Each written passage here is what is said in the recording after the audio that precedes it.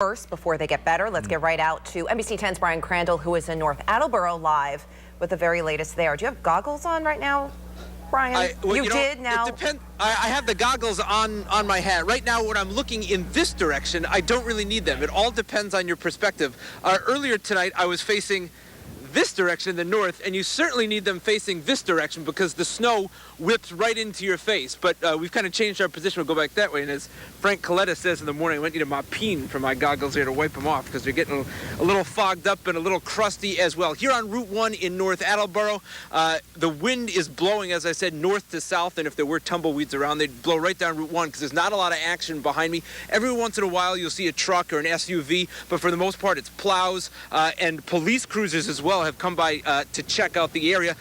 Checking out the accumulation here, that also, again, depends on where you're standing. On the ground I'm on, there's really not much right here on the grass, but there's a curb right here, and the wind is pushing the snow in there, and when you go down there, it's almost 5 inches. But if you move forward just a little bit, it's less than 2. So it depends on where the wind is pushing everything around. It's making drifts here and there. I can see down the hill there's probably a drift that's about a foot high.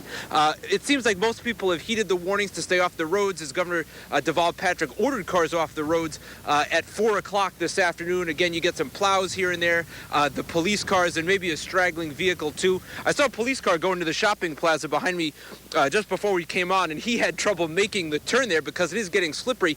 The intersection behind me had been plowed maybe an hour ago, and now it's covered again. So the conditions are deteriorating. Again, it's the wind whipping the snow around, making it hard to see. Right behind me, I've got a plow going by. That's kind of been the scene here. Every once in a while, you see some activity, but for the most part, it seems like people have heeded the warnings, and, Route 1 here is usually bustling, especially on a Friday night at this time. It feels like it's the middle of the night. It's so quiet out here, but because of the warnings and because of the situation, it's pretty much a ghost town. Emerald Square Mall is just up the road from me. I could see it maybe an hour ago. Now I can't even see it because of the visibility. So the wind is whipping things around. The snow is starting to pile up a little bit. We'll keep you posted from here in North Attleboro. I'm Brian Crandall, NBC 10 News. Back to you. I will be joining him later tonight. Now listen, since you're not going anywhere, and hopefully you still have television, you're watching us, how about this? We've decided to put this on tonight.